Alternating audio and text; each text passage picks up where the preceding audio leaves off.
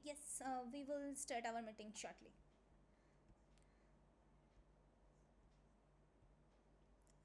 I guess I'm audible.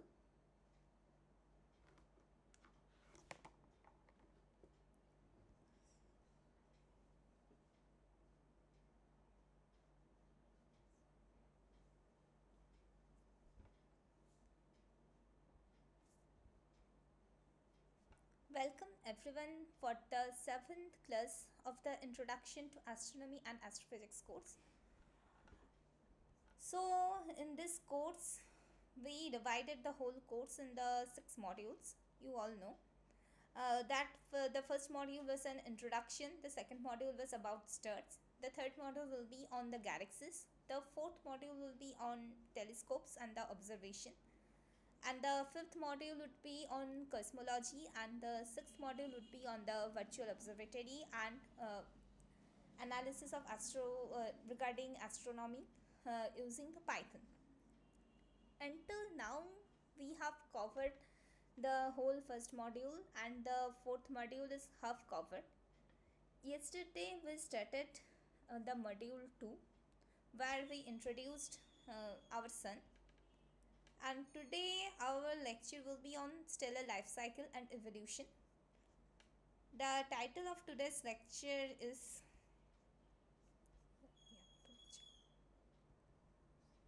Properties of Stars and Stellar Evolution. From the yesterday, we are shifted our classes schedule from 5:30 to 10:30 am. So we will have our morning class in this week, in the whole week, from the 10:30 to 12. I guess this will help you because I have missed so many classes in the last week. So now it is 10:30. We should start. Yes. So today lecture will be on the properties of stars and stellar evolution. Now stars have much common with our sun. All the stars have much common kind of origin because they are formed from the clouds of gas and dust. Roughly the clouds have same chemical composition. About 90% of the cloud is made of atomic and the molecular hydrogen. About 9% of the cloud have the helium, and about 1% of the cloud is made with other heavy elements such as carbon, oxygen. In astrophysics term, what we call the metals. And also the dust grains are also present in the gas cloud.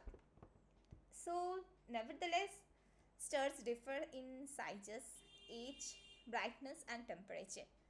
These differences come down essentially for the three physical properties such as the luminosity, surface temperature and the mass of the star. So when we tell about stellar population, one have to figure out what are their luminosity distribution, what is their surface temperature distribution and what is their mass distribution. So these three physical properties are unique characteristics of stars. So luminosity, as we know, luminosity is the total amount of the radiative power that the stars emit. Brightness or the apparent brightness is amount of radiative power that is reached to us, and we detect that with the telescope. And also we know that the brightness depends on the 1 by d square kind of relation. So the brightness of a star depends both on distance from star to earth and the luminosity, that is the how much power the star is emitting. The stars can have different kind of luminosity. The most luminous kind of stars can have luminosity of about 10 to the power 6 solar luminosity, and the least luminous star can have luminosity about 10 to the power minus 4 times luminosity of sun. And also the sizes of stars can vary very much. You can see in this figure there are different kind of stars and their sizes. If you compare sizes of the sun and the Betelgeuse, you can see the Betelgeuse is very much mass, larger radius uh, than the sun, and also the compared to sun, Sirius, Rigel, Aldebaran, those stars also have higher radius. Also, other than size and the luminosity of the star, there another characteristic of stars is the, or the differential characteristic of stars is the spectral type. Lines in the star spectrum corresponds to the spectral type that reveals its temperature. As the temperature of sun, different kind of stars are different, so we get different kind of spectra from these stars. Lines of ionized element indicate high temperature. Lines of molecular calcules indicate the cooler kind of star. Stars is classified by the spectral type. You can see here the ionized element is ingredient O type, B type, A type. Those kind of stars have the ionized element line, such as ionized hydrogen line you can see. So and this kind of stars are massive stars. They have high temperature. They have high temperature also.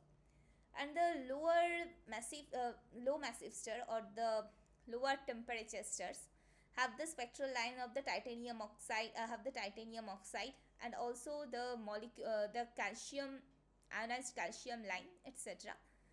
So according to the different kind of spectral lines, stars are classified into 7 categories. And this spectral line classification also tells about the classification of the temperature classification of star. Here the 7 kind of stars are O, B, A, F, G, K, M. O type of stars are the hottest star and M type of stars are the coolest star.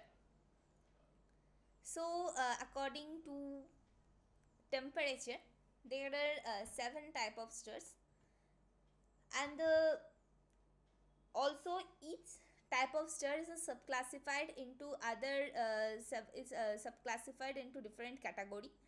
1 2 3 4 5 D, etc. These are the subdivided into 9 category, 0 to 9. Higher number is the cooler star. So O type, O0 is the higher, O0 kind of star is the hottest star, and the stars have different kind of luminosity class, such as 1 2 3 4 5 D. 1 means these are the super giant star, 2 is the bright giant star, 3 is the giant star, 4 is the subgiant star, 5 is the main sequence star, and D is the dwarf kind of star. Our sun is the G2 type of star with the with luminosity class 5. So that is the sun is luminosity class 5 means sun is in the main sequence, and G2, that is the so in the cooler order, from the cooler order, this is the M is the first, K is the second, and G is the third type of star, that is G type star, and it has class of 2.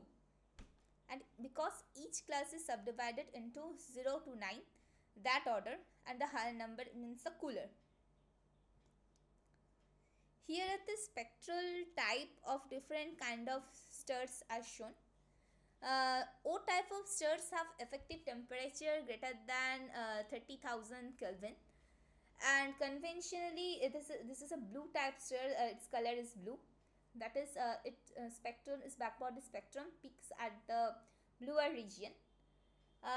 It says mass of this stars is about 16 solar mass. Greater than 10 to the power 6 solar mass stars fall in this O type of category, and these stars have radius of about greater than 6 solar radius, and this kind of stars possess very large luminosity, such as luminosity about 30,000 times greater than sun, and these stars show weak hydrogen line.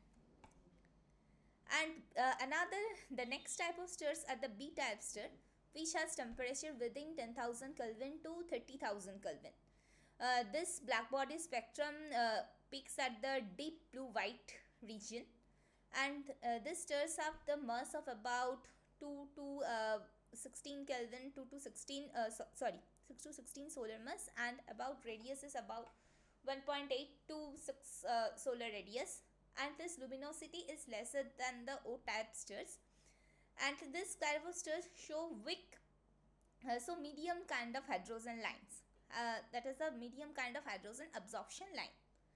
Another type of stars is the next type of star is the A type stars, which has typically a temperature of 7,500 Kelvin to 10,000 Kelvin.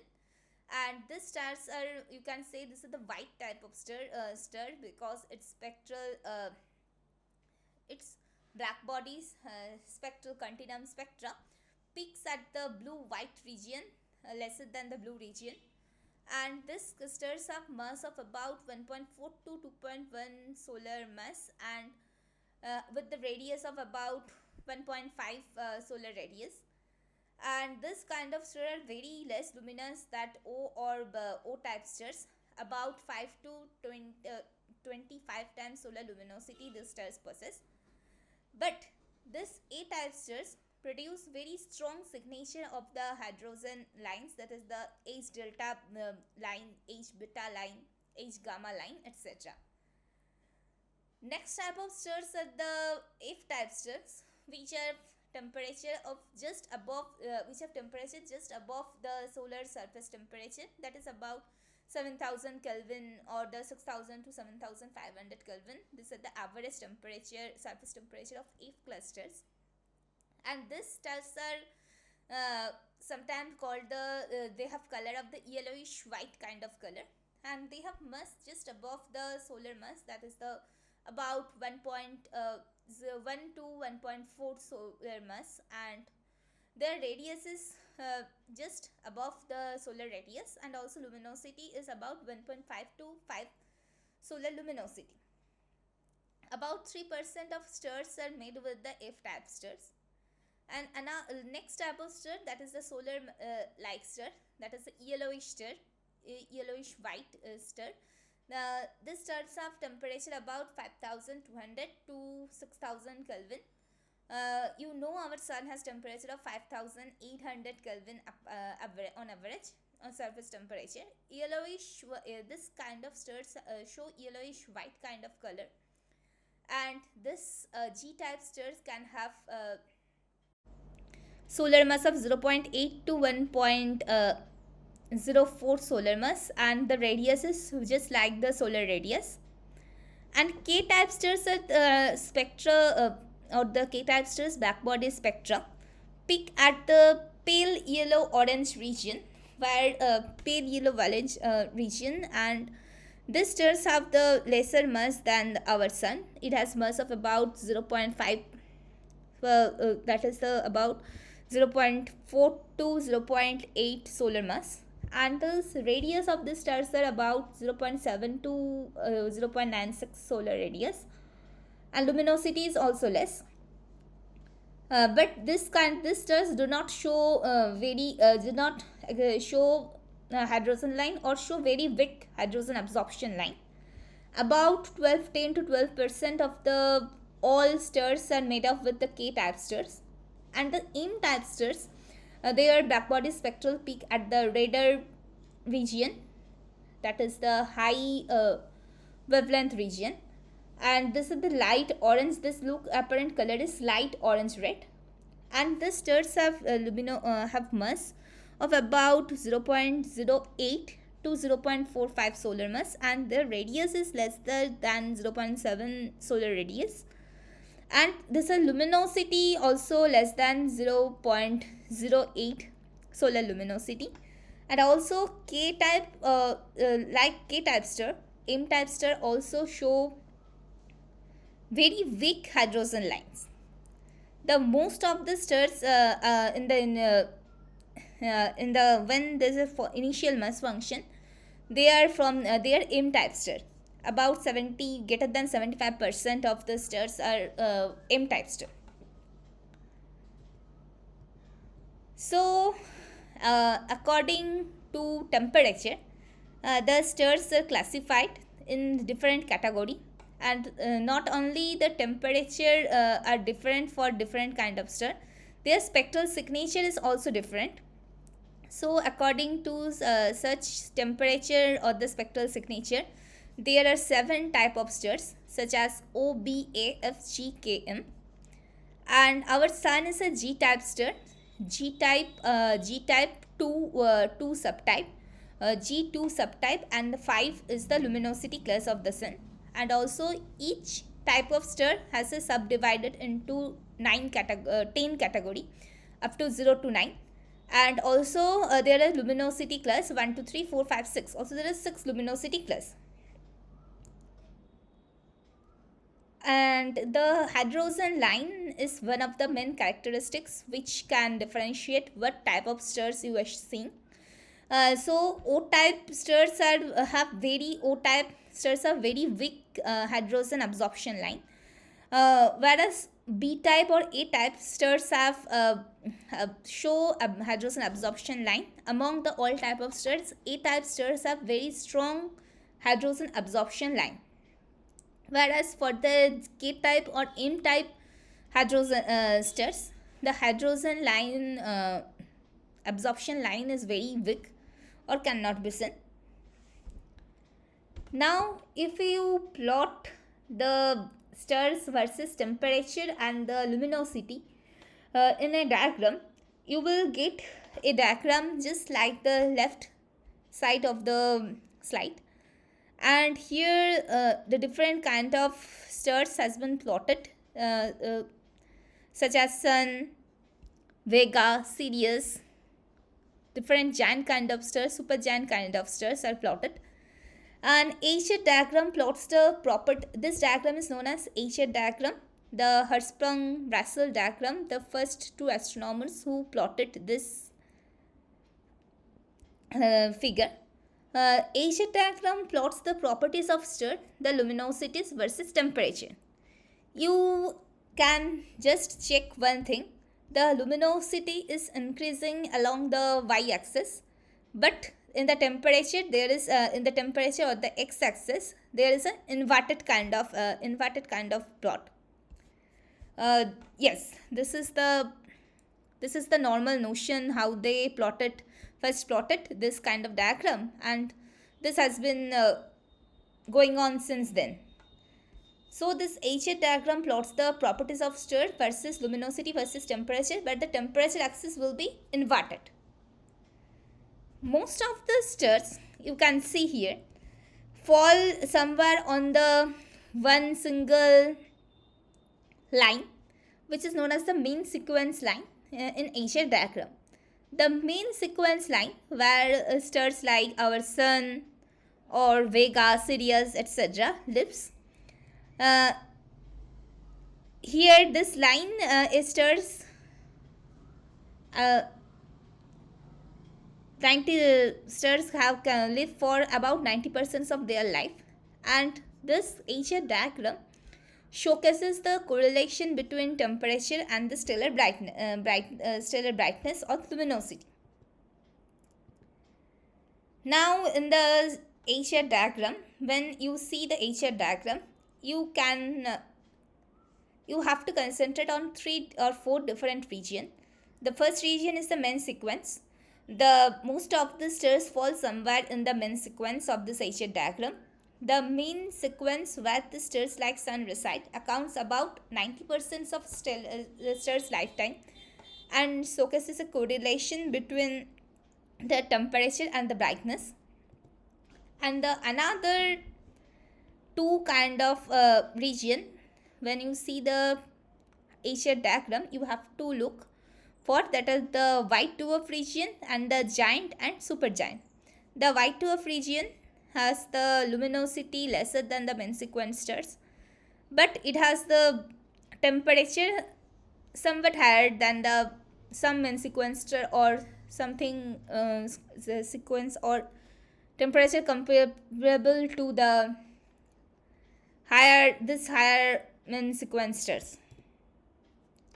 So white dwarf stars are with higher temperature and lower luminosity than main sequence stars, and also they have the smaller radius. And the another stars are the giant star and the supergiant star, another region, giant and supergiant star.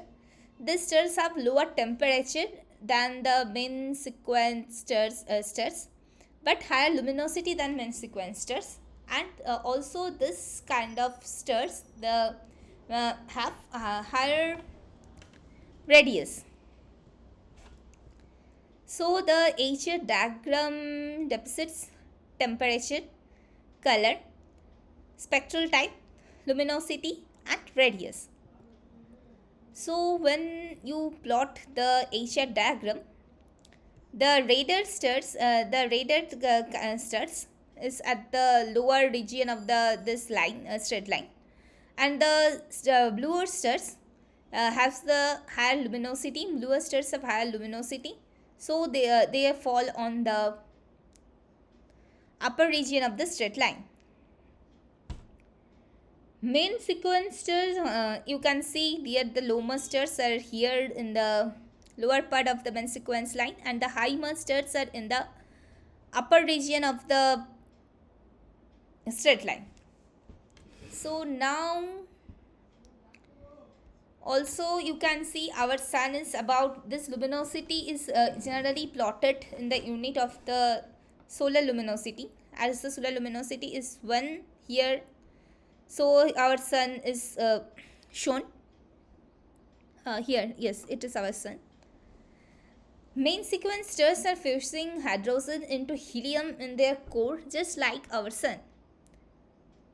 We know that the luminous main sequence stars are hot, so they are blue in color because their continuous blackbody spectrum peak in the bluer side of the blackbody. The blackbody spectrum, their body spectrum peak in the bluer side, and less luminous stars are their blackbody spectrum peak in the redder side or the cooler side. So they have less temperature. Position along main sequence line show this. Position along main sequence line is only related to the mass of the star. Hot blue stars are more massive than the cool red ones. Mass decreases as you go down and the right of the main sequence figure.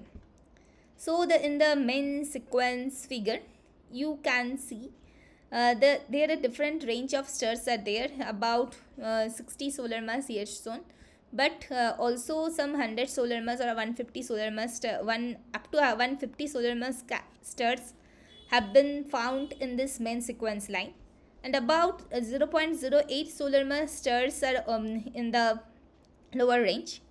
So the range of the main sequence stars are about 0.08 to 150 solar mass. Now the mass of normal hydrogen burning stars determine the fusion rate of the star. The fusion rate is the only factor which determines the star's luminosity and the spectral type, or the spectral type means also the temperature. The fusion rate and the luminosity, both two are very sensitive to mass, the only physical property of star. The fusion rate has a great effect on lifetime. Mass is the most important stellar property in our discussion. Massive stars live shorter and less massive stars live longer. In this main sequence diagram, if you see very high mass stars that are about 10 to the power, that are about 60 solar mass or something, those stars live about 10 to the power 6 year.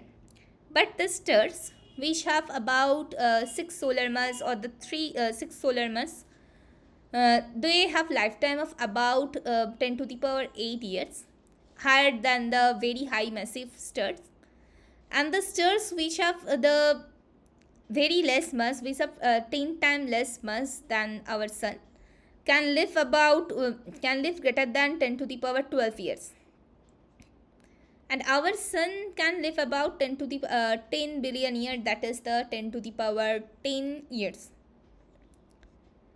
So the mass is the only important, and the most sensitive property, the most sensitive stellar property for the stellar physics.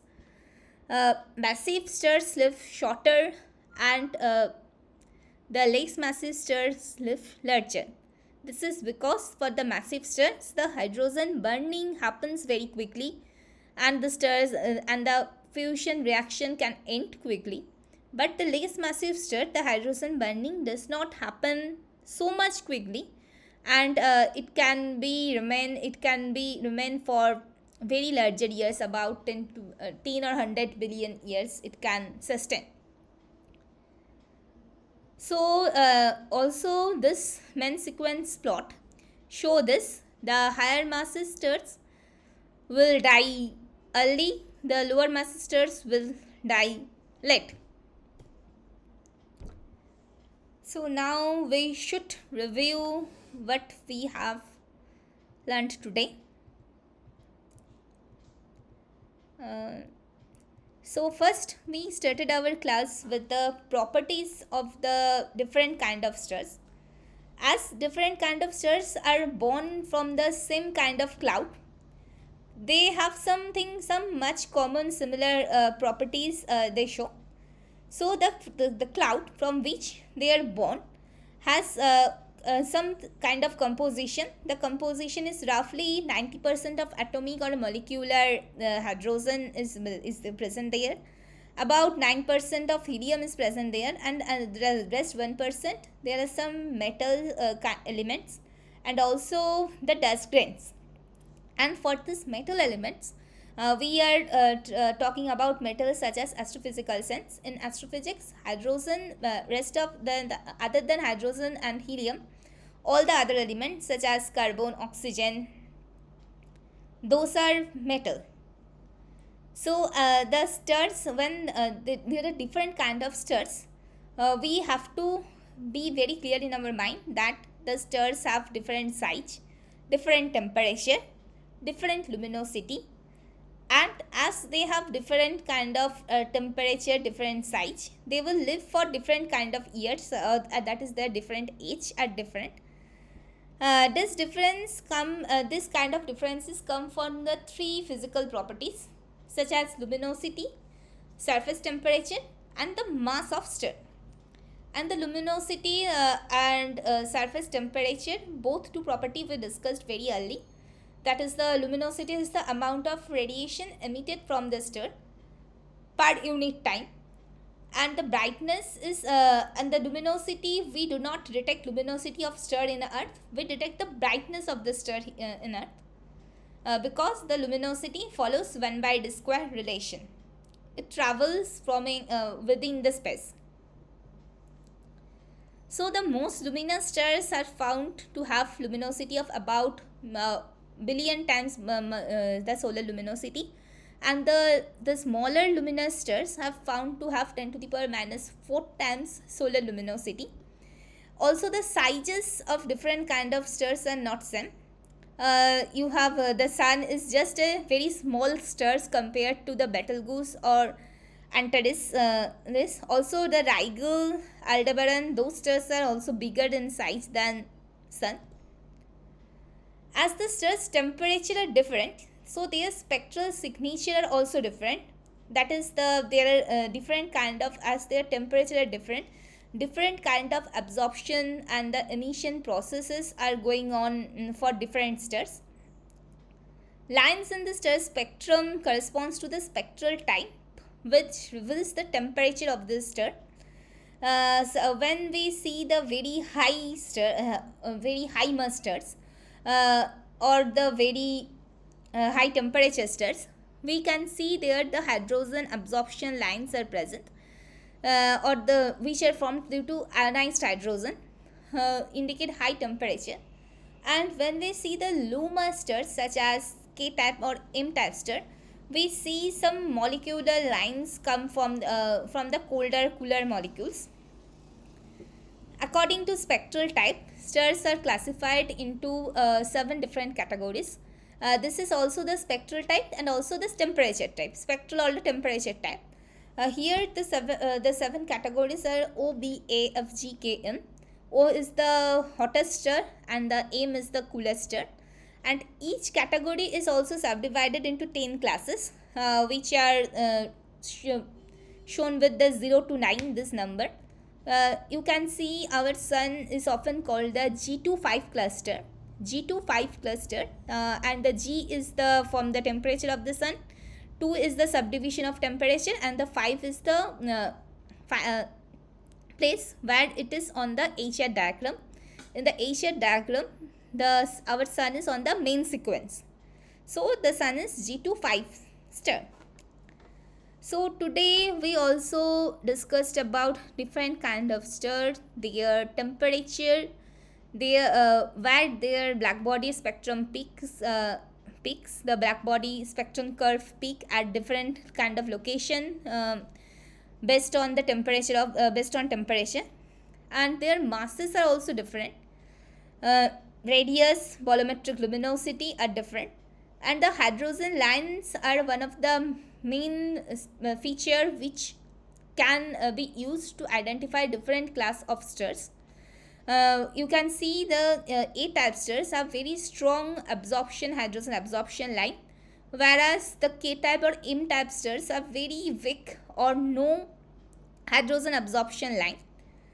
And also they have the fraction of the all type of stars are also different. We will discuss the one term, that is the initial mass function. That is, suppose you have a gas cloud, how many stars, how many number of O-type star will be formed, how many number of B-type star will be formed, how many number of M-type star will be formed from that gas cloud. So it is there is some relation, that relation is known as the initial mass function. And for the gas cloud, when there some gas cloud collapse, high number of low mass stars are formed and lesser number of high mass stars are formed. This is one of the rules, you can say one of the rules. So now you can plot the stars according to their luminosity, in the luminosity and temperature frame, or the luminosity or temperature plane.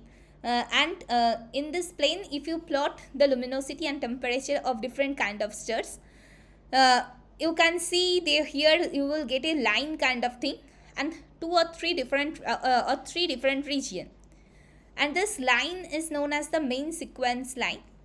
Most of the stars falls in the main sequence line. 90% of stars in their lifetime, 90% of lifetime of a single star is spent in this main sequence line, and this main sequence line showcases the correlation between luminosity and the temperature. There are three different regions. One is the main sequence line, where the hydrogen burning of the stars are going on. Another is the white dwarf region, where the stars have the higher temperature than the main sequence stars, but the lower luminosity than the main sequence star. And also this white dwarfs have the less luminosity than the main sequence star. And the giant and supergiant stars have higher luminosity than the main sequence star. Also they have the higher radius than the main sequence star, and all, but they all have the lower temperature than the main sequence star. Sorry. Yes.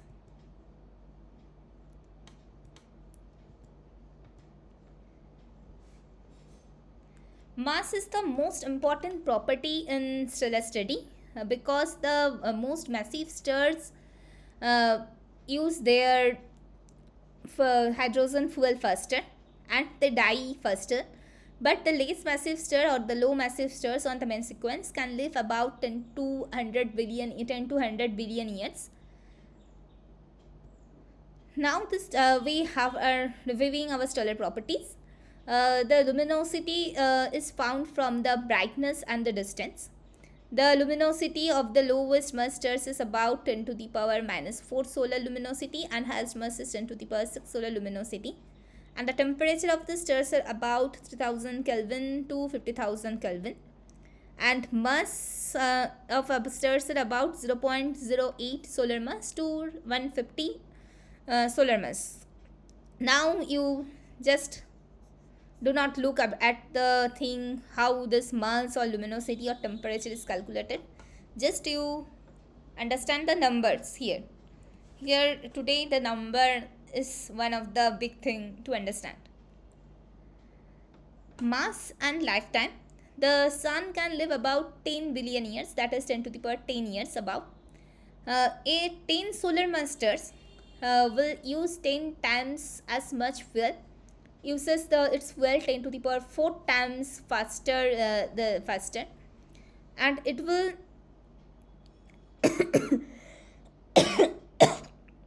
sorry,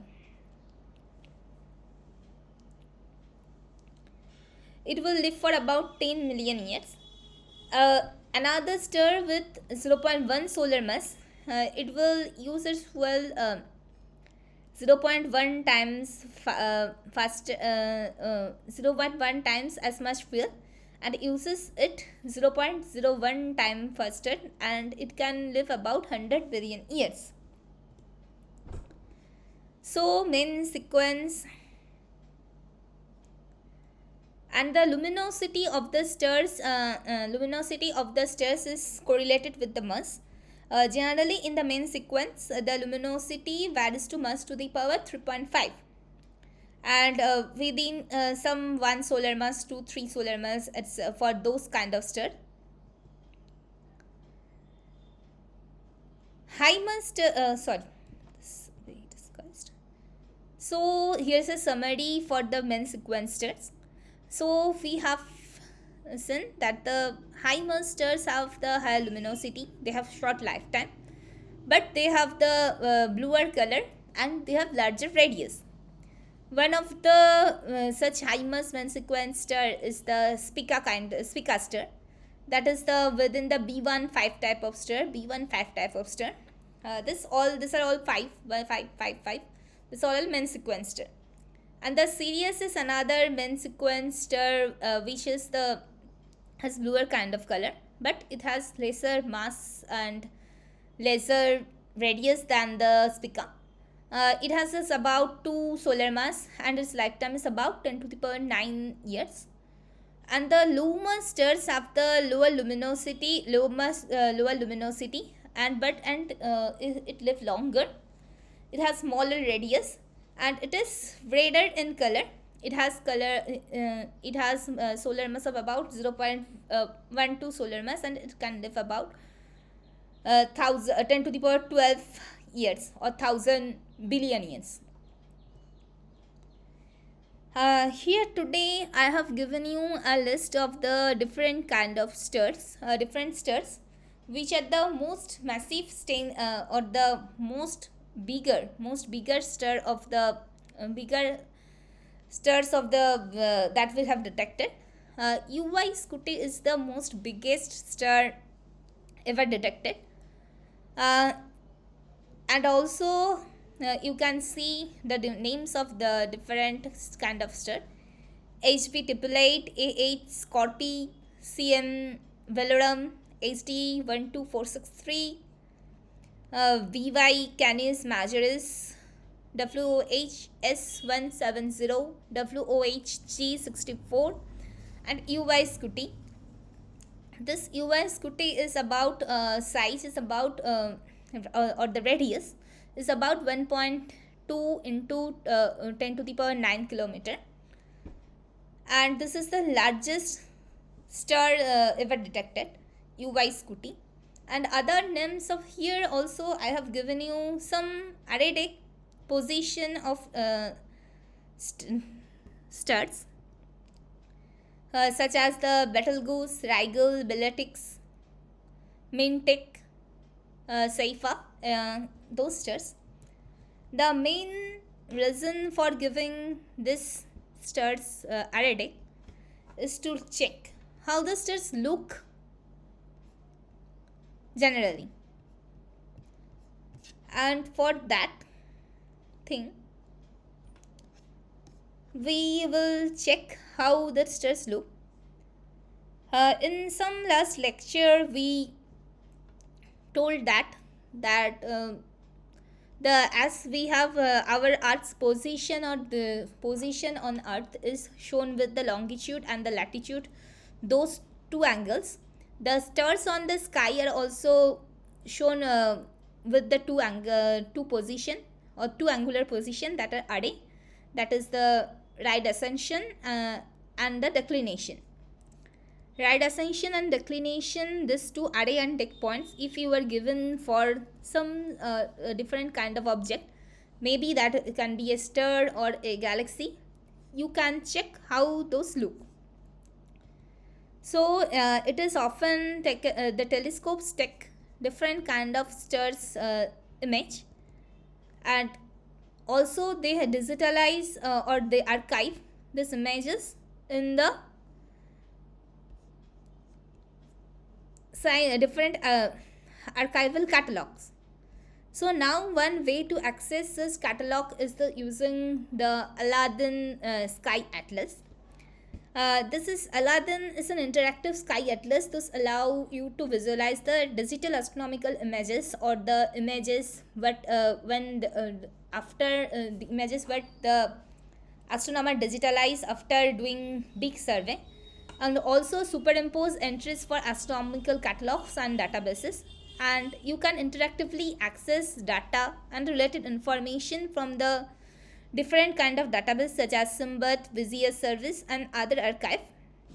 Those are popularly known in the area of astrophysics or astronomy, and you can the main motivation for using this kind of archive, or how the galaxy look, galaxy or the target look, is to see what we detect in different kind of wavelength. Suppose I am here giving, of course these are not all the first level image, these are multiple layered image, this is superimposed image, but you can see how the structures look using this kind of service. So here Fermi, XMM, PN, those are X-ray, infrared, X-ray kind of. Chandra is an X-ray emission, show X-ray emission. Now we will today focus on the star, how the stars look in this kind of catalog. So here the array deck of different kind of stars has been given.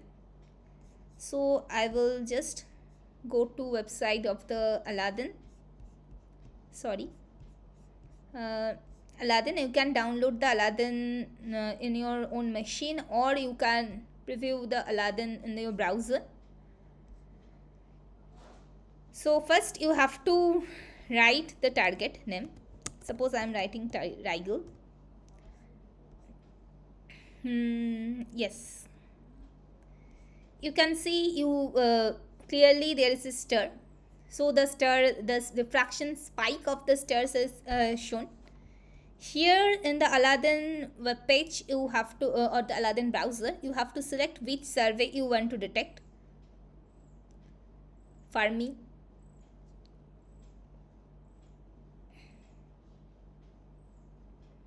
not very good coverage. XMM, PN,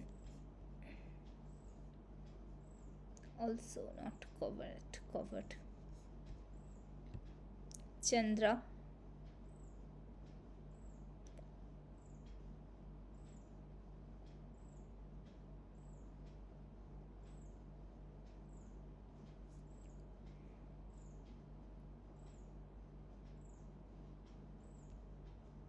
Galaxy,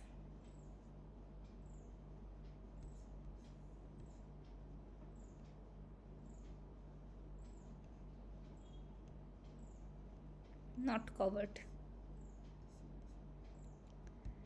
DSS2,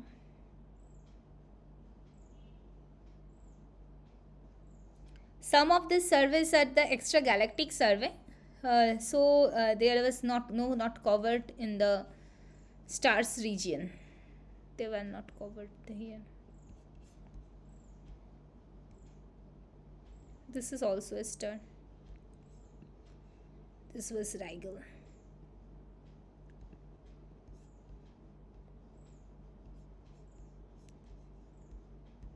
DSS2.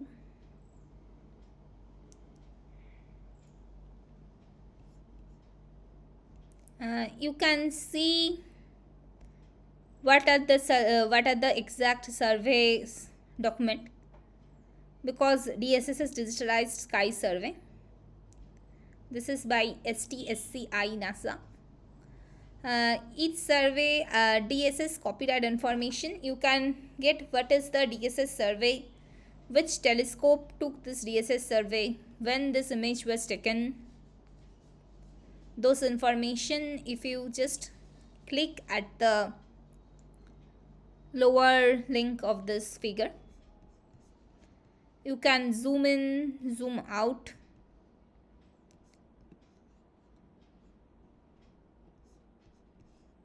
There are different kind of surveys available.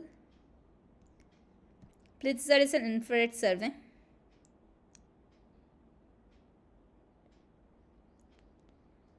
We should see set coverage. The field of view is also shown here. 8.045 degree into 5.407 degree. Field of view is decreasing. Always another survey. I guess this is right. This is right. Weiss was all sky survey.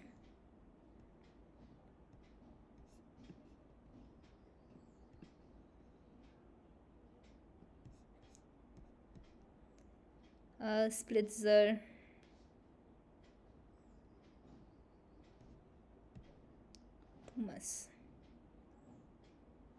Tumas is another survey.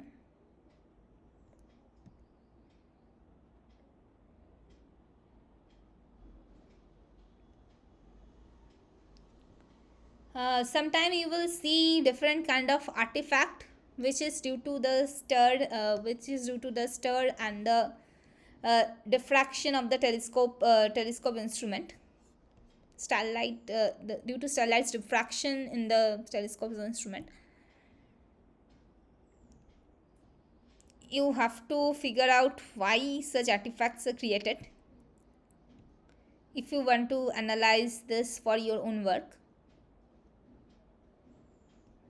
You can see different kind of telescope have the different kind of artifact. This is because telescopes designs are different.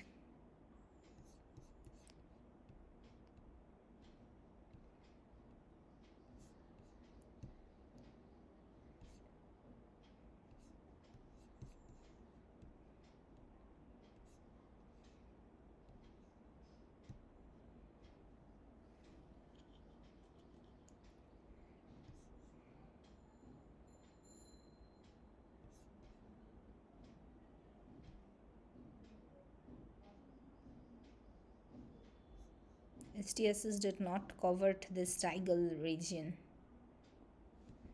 Yes, sure.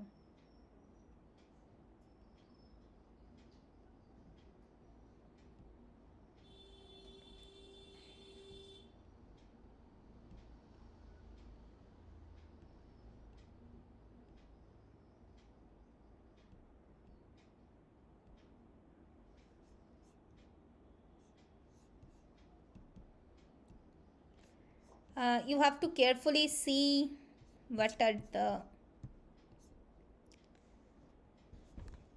what this different telescope images look like for star. Different star images look like in different kind of survey. So I will try for another Mintake. I will try for Mintake. 83.0 plus 0.3.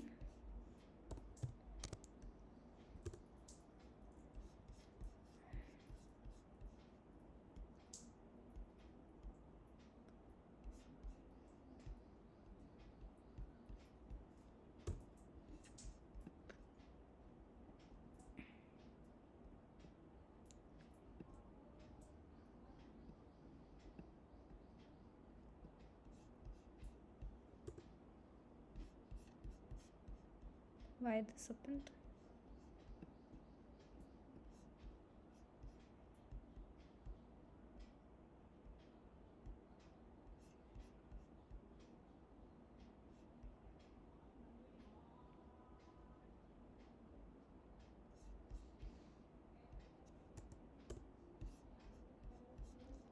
You have to give.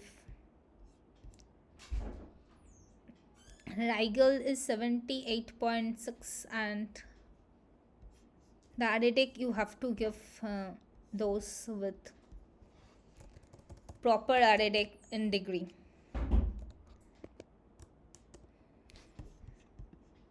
If you do not give the position up to 3 or 4 order, you will not get the star. I have to check once again. This Arabic, if you can just this Arabic are only given up to order of the first decimal order, but for exactly pinpointing this red dot that grid on your star, you have to give your Arabic up to 3 or 4 decimal position.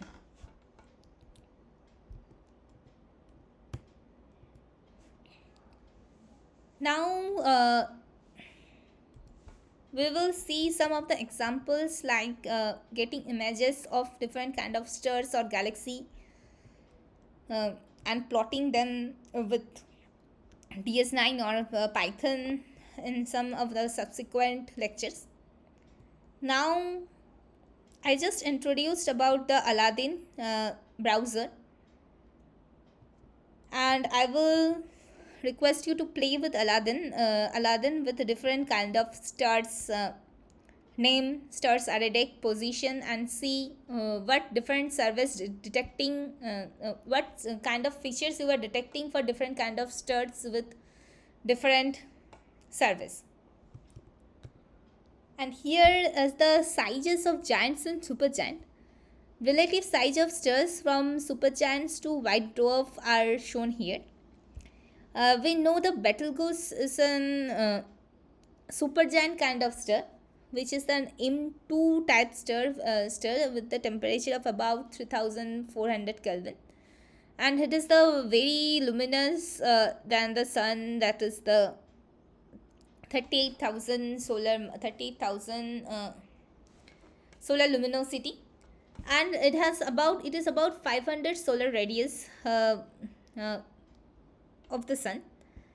And also this orbit, you can see how the different kind of stars such as the Betelgeuse, Aldebaran, Sun, and a white dwarf, Procyon b can be compared. So inside the Betelgeuse, the whole Aldebaran can be fit, because Aldebaran has the solar radius of about 30 solar radius, and the sun also can be fit in the side Aldebaran, and the Procyon b, which has size comparable to Earth's radius, can be fit in the sun. You can see the relative size from this slide. So also off the main another term you often encounter, that is the off the main sequence. Stellar properties depend both on mass and the age of the age of the star. Those that have finished fusion from hydrogen to helium in their core are no longer in the main sequence. The stars of when they finish the fusion of hydrogen to helium, they become larger and redder. They exhaust all the core hydrogen fuel, and they now become the giant and red giant. This cooler but the more luminous stars than the main sequence stars are now with the radius that is larger than the main sequence radius. Low mass stars end up, after fusion has ceased, they eject their outer layers and become white dwarfs. So of the main sequence, as the stars use all the fuel hydrogen in their core, They leave the main sequence line and they become giant or supergiant. Now they have the larger radius than the previous. They have the larger radius than the main sequence stars, but they they are cooler. They are cooler.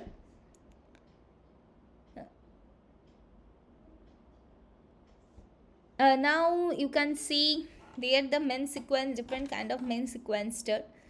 You have already seen that the Spica, Sirius, Sun, and the Proxima Centauri all have the 5 in the main sequence. That is shown by 5, and B is their BAGN is their spectral type, and 1, 2, 5, 5.5. These are their temperature.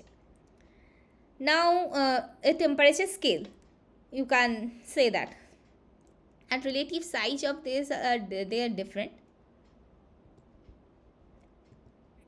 So when they so the main thing is when the stars use up their fuel in the core, they leave the main sequence and go to the next stage, that is the giant or the supergiant. Now one thing you have to be very careful here, the stars do not form there is you cannot find that one star is forming in the universe.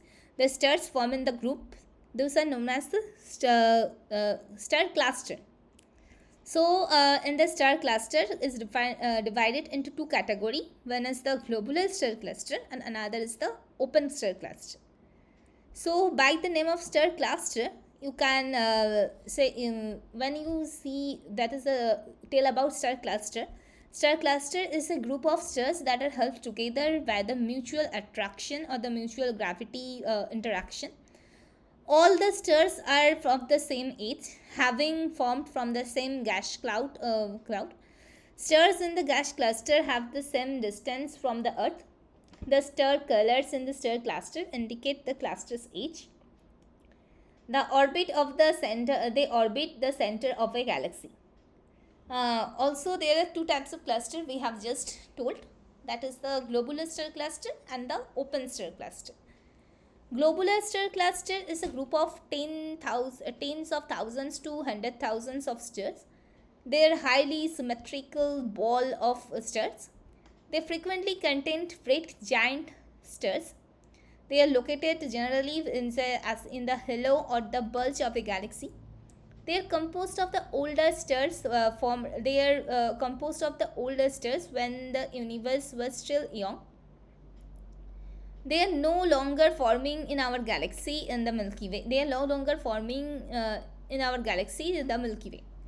The open star cluster are the group of fewer stars, that are few hundred stars or few thousand stars. They are irregularly shaped, and they contains bright blue stars. So they are the young star cluster, you can say. They are located generally in the arms of the spiral galaxies such as our Milky Way. They are composed of the young stars, so we can say they are the late time formation. They continues to so this kind of open cluster has been observed in our Milky Way. Different kind of open clusters has been observed in our Milky Way, and all of them have the less number of stars than the globular cluster. Now, one of such cluster in our Milky Way is the Pleiades star cluster, which lie in the deep within our Milky Way. The SDSS, on the other hand, the SDSS survey, this is one of the largest optical survey, the slow and digital sky survey.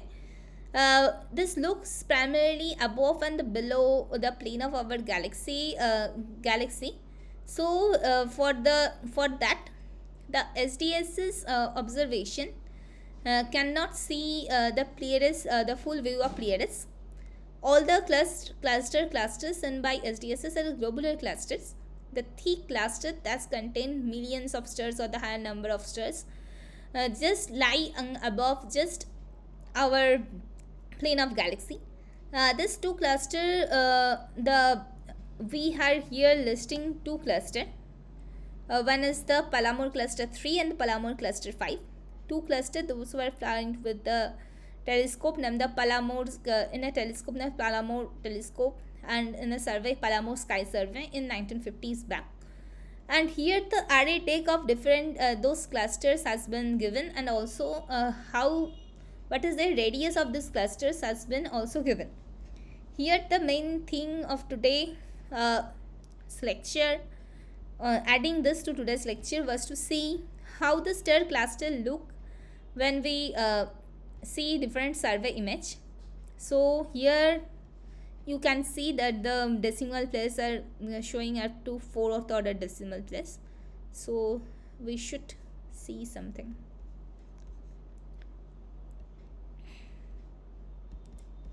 We should see how the star cluster look. 151.151.3801 plus 51.38 is 0.072. So this is the view of the star cluster through SDSS 9. So the field of view is about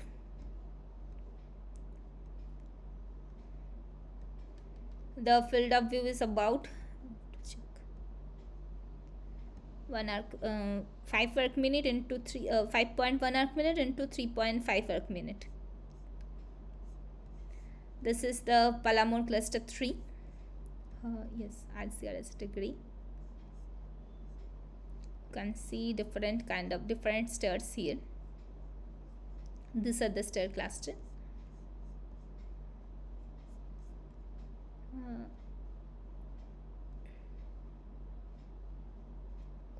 Survey adapts of its image.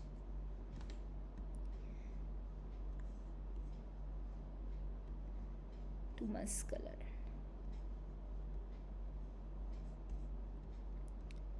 H alpha.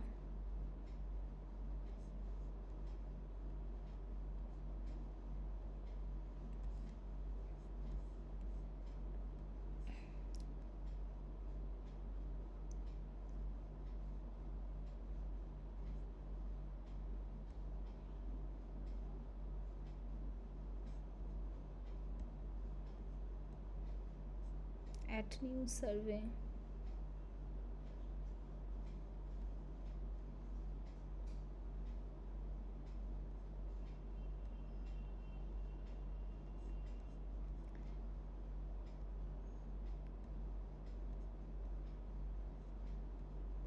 Here are different kind of tools you can use for your study. First, I will tell you to use how this star cluster look. You first see star cluster or stars look from different survey. You first see that, then we will see how far we can go. So other star cluster we should see how the star cluster. This is a bigger star cluster, I guess. 229.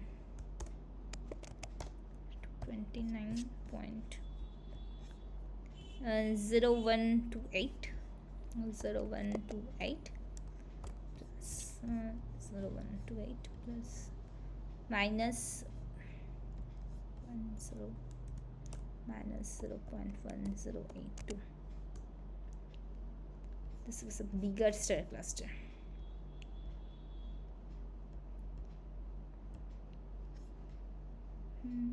Panster STSS 9.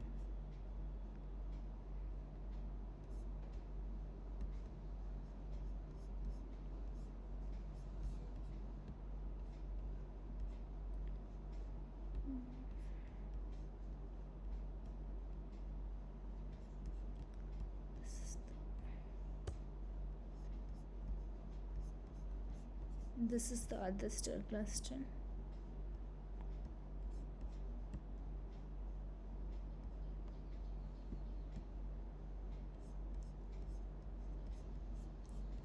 This is the another star cluster. Palomar cluster 3. You can see here. This is the whole cluster. Here the number of here the points are much more frequent, you can see.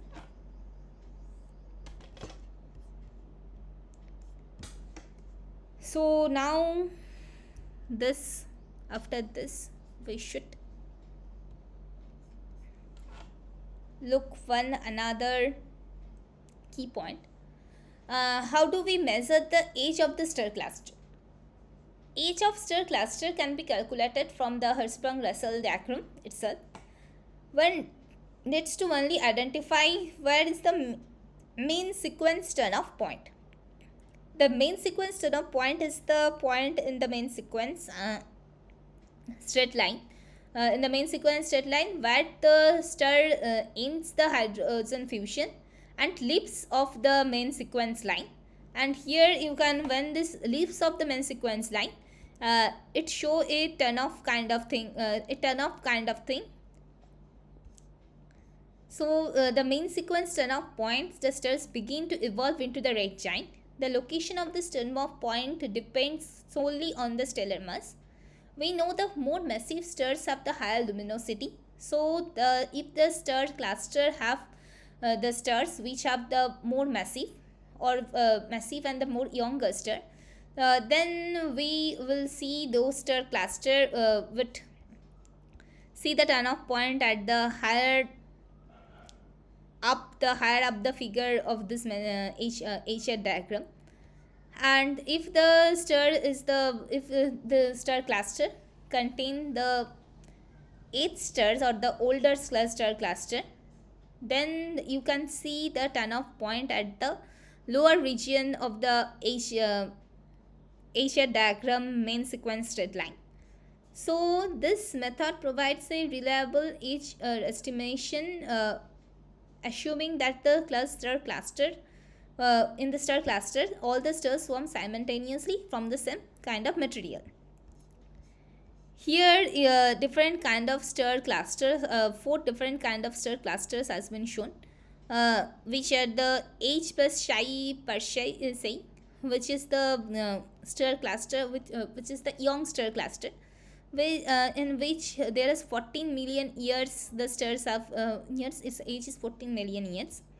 Next is Pleiades is the star cluster has age of 100 million years.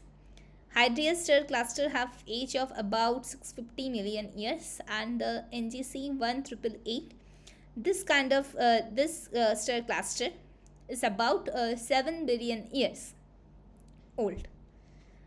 We should see now how the NGC 188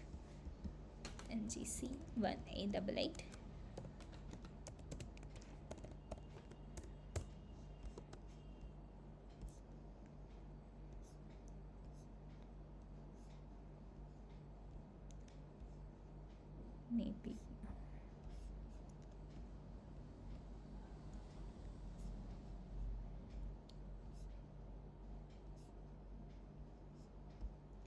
NGC 188 SDSS there is no.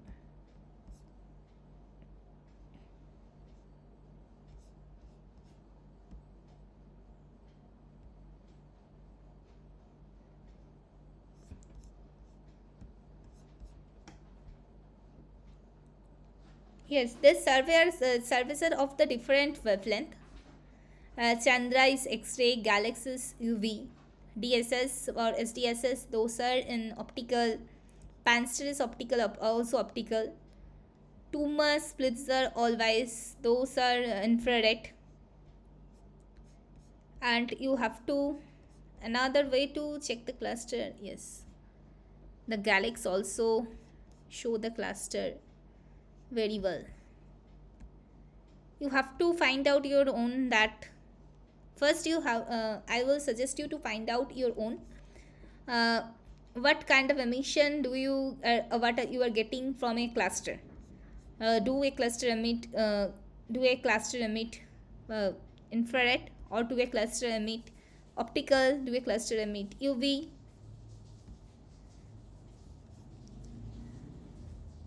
This will help you to figure out which wavelength we should focus for the specific astrophysical object. You can see in the DSS here the star cluster is looking this, but Chandra X-ray, does the cluster have the X-ray? You have to figure out.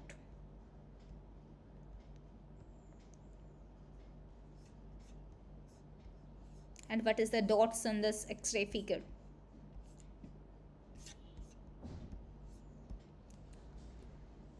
So the turn-off point is we can plot a H8 diagram just for a cluster and note the main sequence. As the cluster stars use up the hydrogen in their core, they evolve up the main sequence towards the upper right and become giant or the supergiant. The main sequence turn-off point of a cluster tells the age of the cluster, where Pleiades cluster has no Pleiades cluster now has no stars with life expectancy less than 100 million years, and the different star clusters are name has been shown here: H plus Chi, Persei, Pleiades, Hydeus, NGC 188. The detailed modeling of oldest globular cluster reveals that they're about 13 billion years old.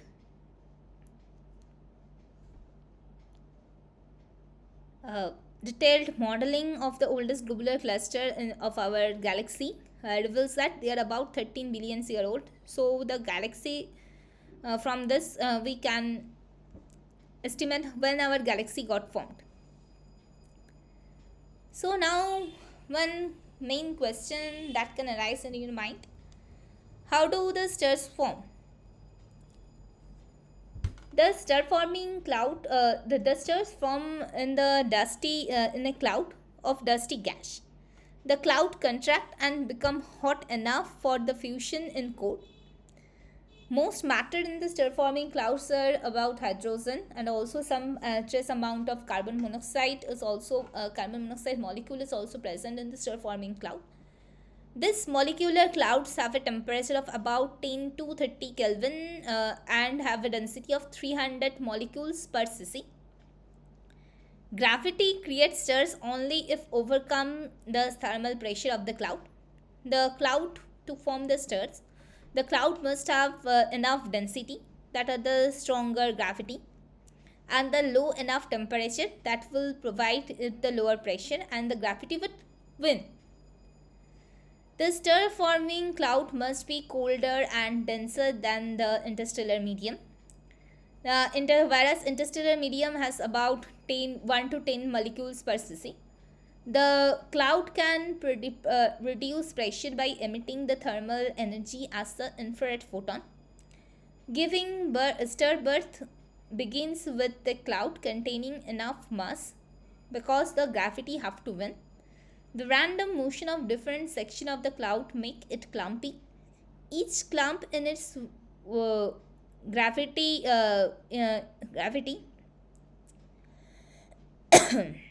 gets concentrated, and gravity can overcome pressure. The clump where the gravity can overcome pressure begin to compress and form star. A large cloud makes the whole cluster of star. Gravity overcomes pressure in a small knot if it is very dense and makes a star.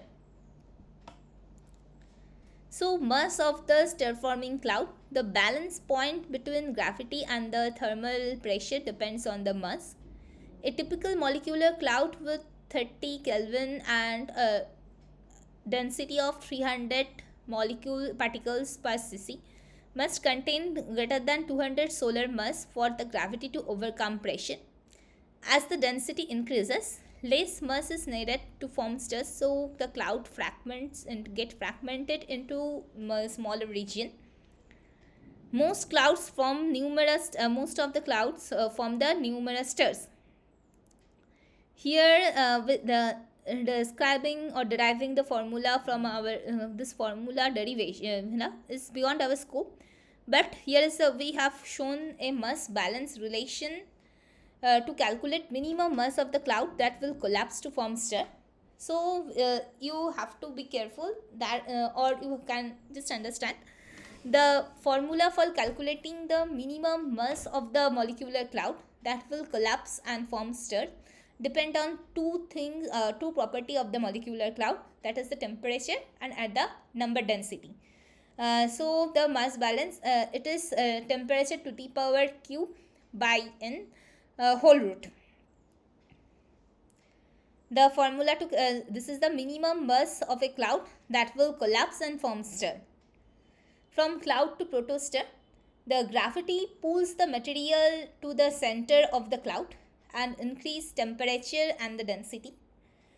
Early in collapse, heat is radiated away. Increasing density and increases opacity, so that is the transparency drop, and the heat is getting trapped in the system. The radiation cannot be or the heat cannot go away from the system. For this, temperature rises, also the pressure rises, which resists gravity and slowing the collapse. Cloud fragments and denser pieces continue to contract, and gas is now pulled onto the new protostar and the mass is increased. So from cloud to the protostar, there are 6 kind of process in this in this story. The gravity pulls the material to the center of cloud, and the temperature and the density both increase. Early in collapse, the heat is radiated away very easily, but as the density and the temperature are increases, the heat cannot get away, and the heat is get trapped. The opacity of the system increases. This rises the temperature and the pressure, and the gravity's own weight is resisted, and the collapse is now get slowed. The for sometime in the sometime as the sometime cloud gets fragment and the denser pieces continue to contract. Gravity is pulled onto a new protostar, and the mass gets increased. Here is the initial mass function. That is, suppose you have a cloud. What will be the relative number of stars formed from that gas cloud? If from a gas cloud, if one higher mass stars is formed, one higher mass stars, that is within greater than 10 solar mass greater than 10 solar mass stars is formed, then around 0.08 to 0.5, that bin, you will be forming 200 stars. In the bin of 0.5 to 2 solar mass, you will form 50 stars. In the bin of 2 to 10 solar mass, you will form the 10 stars.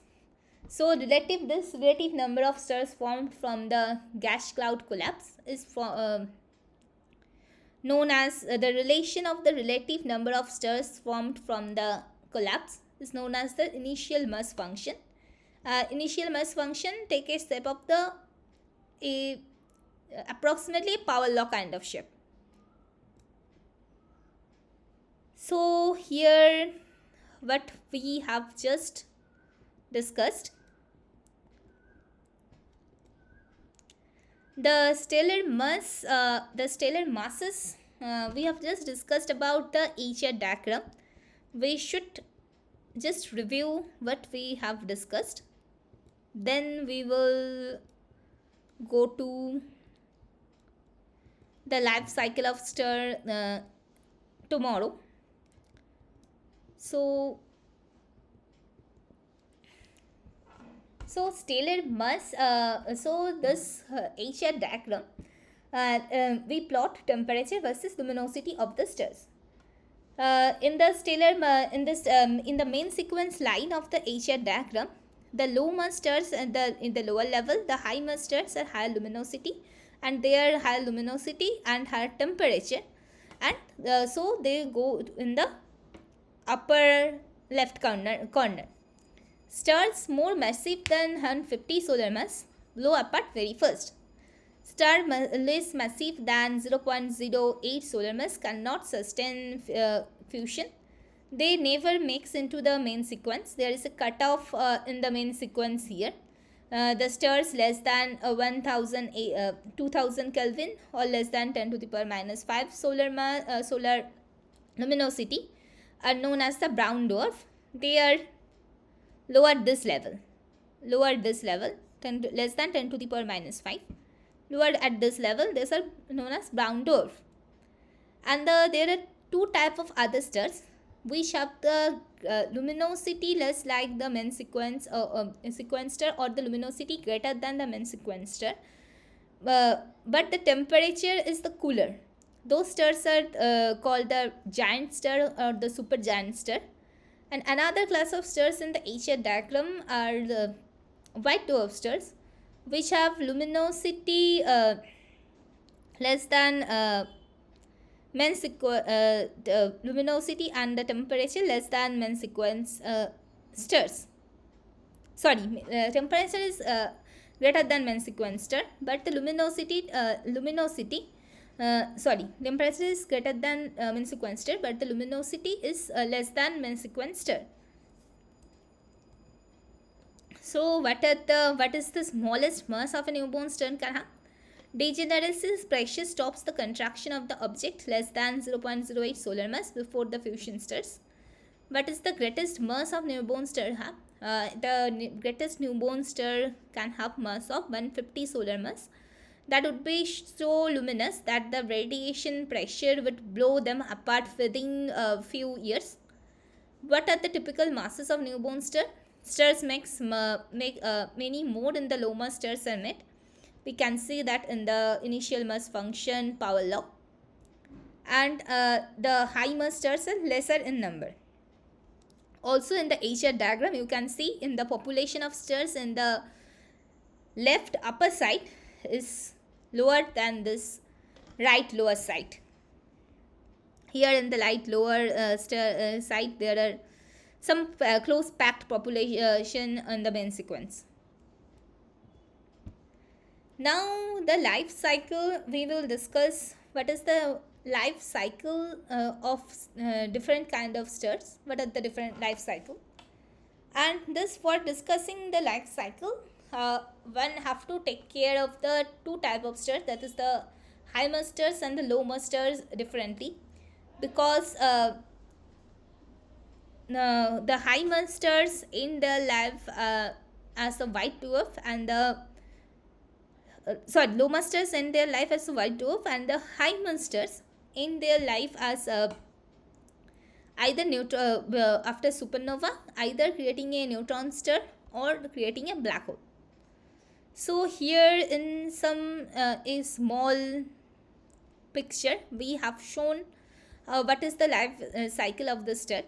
The stars are formed from the giant cloud of nebula due to the gravitational collapse. First, the protostars are formed, and after the protostar, there is a one small phase of star that is known as T Tauri phase, and there is a birth of star. So after the birth, whether the star is of the lower mass star or the high mass star, low mass star is less than 5 solar mass, and higher mass star 5 or 8 solar mass, and high mass star is greater than 8 solar mass, those kind of star. The pathway of evolution will be different. The low mass stars create the red giant, then go to the planetary nebula, then they form the white dwarf, and then they form the black dwarf. At the high mass stars like Sirius, which have the mass greater than 8 solar mass also, those stars become red supergiant, blast as a supernova, and then in the remnant phase they create either neutron star or black hole based on the mass of the remnant. So a newborn star, typically when there is a very newborn star, that is the baby stars, so they go through the various stages of endurance. It begins life as a protostar, still enshrouded in its natal molecular cloud, accrete new material and develop the protoplanetary disks. Slowly the stellar winds and the radiation pressure blows away the surrounding shell of gas and dust, and in the next step, when the surrounding envelope is cleared, that phase is called the T Tauri phase.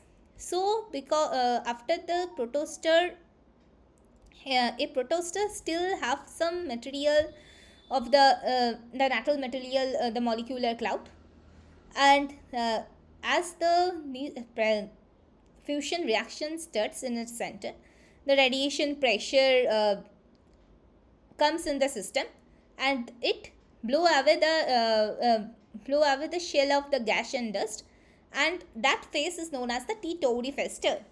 So, in the recent years, there are T Tauri phase study is one of the main objective to people who study how the star gets formed, and they believe that T Tauri stars, when they are detected, T Tauri stars as they are detected uh, with some kind of planetary disks, or the broken disks kind of thing.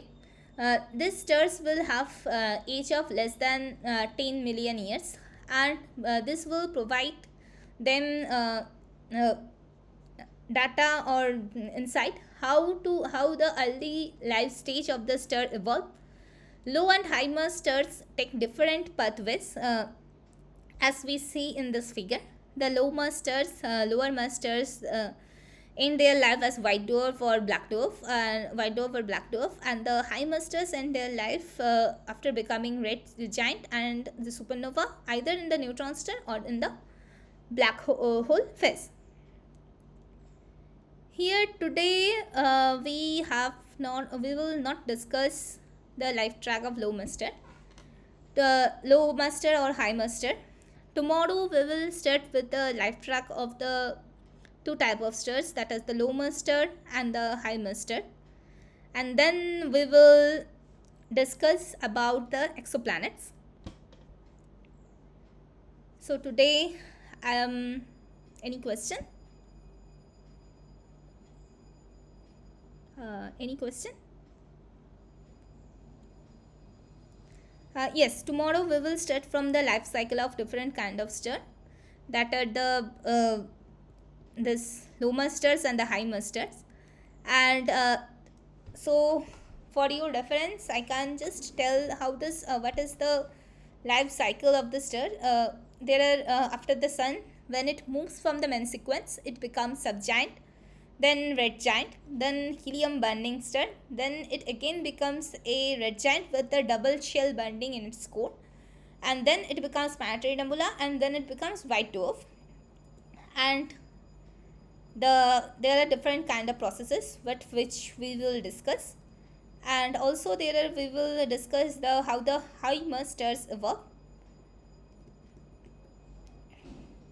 Yes.